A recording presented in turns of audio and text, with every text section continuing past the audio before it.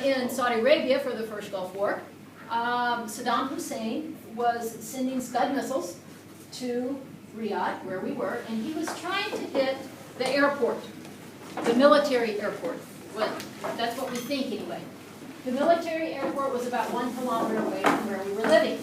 So every time one of those Scud missiles would come in to the kingdom, it would just rattle the windows in your house, and we would get phone calls that would say, it's showtime, and so we were supposed to go to our little safety pantry. That's all it was. It was just a little closet in our house. Because at that time they didn't know if the Scud missiles were poisonous and all that kind of stuff.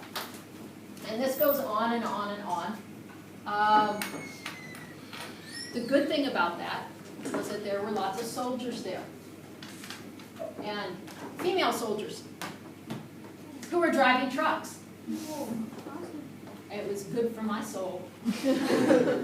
When we would see these female soldiers driving down the road, like, yeah, they were the only ones allowed to drive in the Matawa. We tried to, tell them that, try to stop them.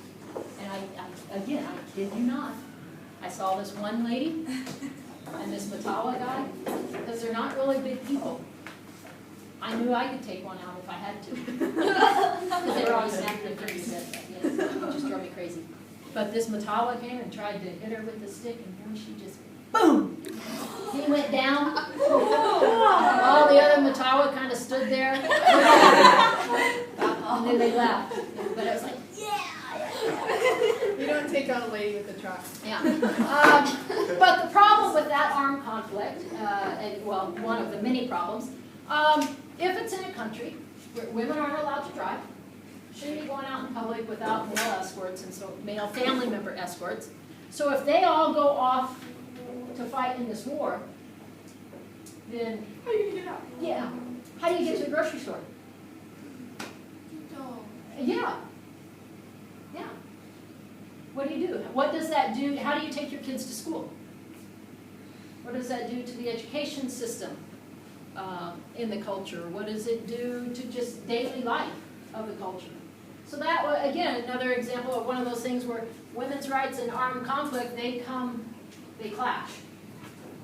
We did have a friend one time, she was with her driver, and she was buying some things at the store. She handed her bags to him, and made a little joke because he was going to take them to the car and everything. She got arrested for being a prostitute. Because she was in public with a male who was not a family member, and she was interacting with him publicly. Really? So she gets arrested. Now the hard part for her then was that her husband was out of the kingdom at the time. So how's she going to get out? How's she going to get out of jail? So her husband's boss had to go down to jail. Now fortunately her husband worked for a very big company that had lots of influence within the kingdom, and they were able to get her out of jail.